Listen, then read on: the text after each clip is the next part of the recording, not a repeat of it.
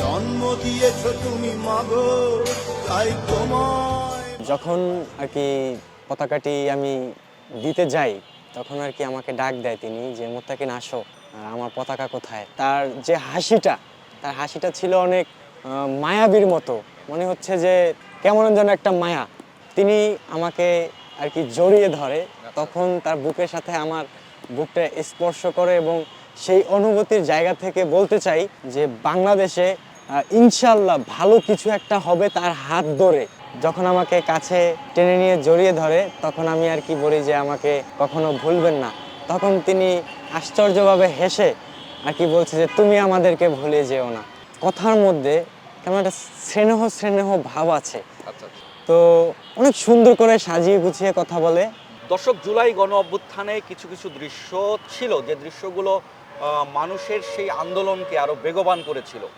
এমন একটি দৃশ্যের কথা আপনাদের মনে আছে কিনা, যে যাত্রাবাড়ি ফুটওভার ব্রিজের উপরে একজন তরুণ তিনি পতাকা উড়াচ্ছিলেন খালি গায়ে, এবং তার হাতে ছিল একটি পানির বোতল এবং গলায় ছিল একটি আইডি কার্ড, এবং ঘটনাটি ছিল 18 জুলাইয়ের। এর পরবর্তীতে আমরা সেই তরুণের সাথে আমরা কথা বলেছিলাম, এবং তিনি বলেছিলেন তার যে স্বপ্ন, যে বিএনপির চেয়ারপারসন তারেক রহমানকে সেই জাতীয় পতাকাটি উপহার দিতে চান।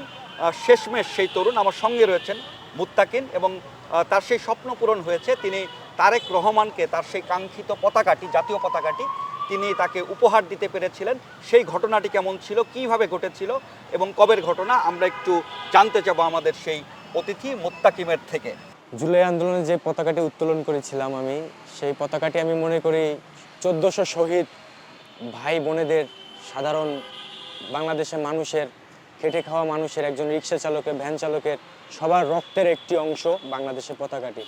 তো আমার খুব ইচ্ছে ছিল যে এই পতাকাটি আমি দেশনায়ক তারেক রহমানের হাতে তুলে দিব। আমি মনে করি আমার ধৈর্য এবং আমার কর্ম তার কাছে পৌঁছে দিয়েছে। দিনটি ছিল 16ই জানুয়ারি, শুক্রবার, রাত 9টার দিকে তার কার্যালয়ে যাই। যখন আর কি পতাকাটি আমি দিতে যাই, তখন আর কি আমাকে ডাক দেয় তিনি যে মোত্তাকিন আসো, আর আমার পতাকা কোথায়। আমি তখন আর কি তার কাছে পতাকাটি নিয়ে যাই, গিয়ে পতাকাটি একটি সেফ জোনেই দেই। অনুভূতিটা ছিল অন্যরকম, কারণ যার অনুপস্থিতিতে বাংলাদেশে ফ্যাসিবাদী আওয়ামী লীগ সময় এত রাজপথে আন্দোলন সংগ্রাম করেছি, জুলাই গণ অভ্যুত্থানের আগেও। তো সেই হিসেবে নিজেকে খুবই আর কি সাকসেস মনে হচ্ছে। আর তার অনুভূতিটা ছিল অন্যরকম। তার যে হাসিটা, তার হাসিটা ছিল অনেক মায়াবীর মতো, মনে হচ্ছে যে কেমন যেন একটা মায়া। তো আমিও তার হাসির সাথে আমারও হাসি ছিল, শুধু মানে হেসে হেসেই মানে দুজনে কথা বলছিলাম। তো অন্যরকম একটা অনুভূতি হচ্ছিল। তখন আর কি উনি আমার কাছে জানতে চাইলো যে জুলাই আন্দোলনের সময় কিভাবে কি করেছি। তো তখন আমি জুলাইতে যেটা করেছি, যেটা মানুষ দেখেছে, সেইটাই আমি বলেছি তাকে। বলার পরে একটা পর্যায়ে খুবই শুনে মন ক্ষুণ্ণর মতো একটা তার চেহারার মধ্যে বিবরণ আসে। আমি যেটা কষ্টের যে ব্যাপার, হ্যাঁ সেটা আর কি স্পষ্ট খেয়াল করতে পারি। তারপরে বলছিল যে কিভাবে কি করেছো। তো আমার বয়সটা ওরকম বেশি না, আমি একটা তরুণ।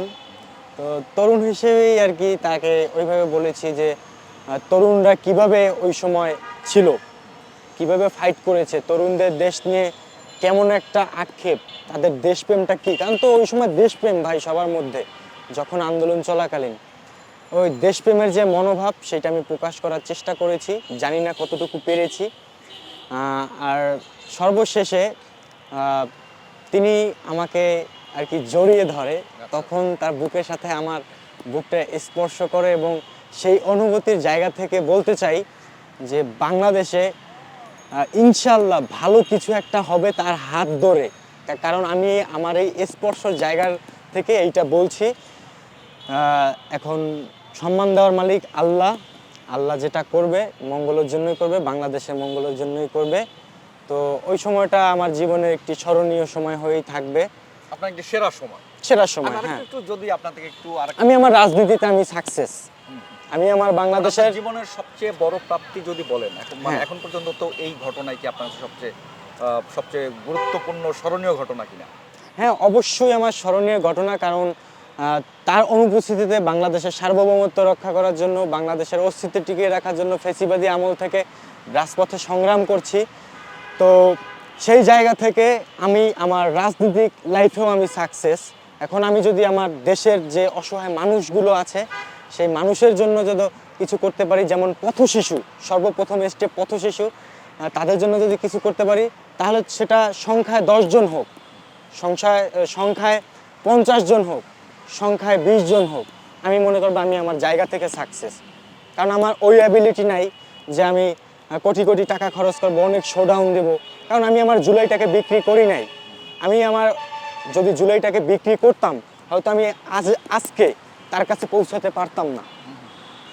আমি আমার জুলাইকে যদি বিক্রি করে দিতাম, কারণ জুলাই নিয়ে অনেক কিছু হয়েছে, তালবানা হয়েছে, অনেক কিছু, অনেকে কোটি কোটি টাকার মালিক হয়ে গেছে। আমি যতটুকু সময় তার কাছে ছিলাম, তার মানে একটা কথার মধ্যে কেমন একটা স্নেহ স্নেহ ভাব আছে। আচ্ছা আচ্ছা।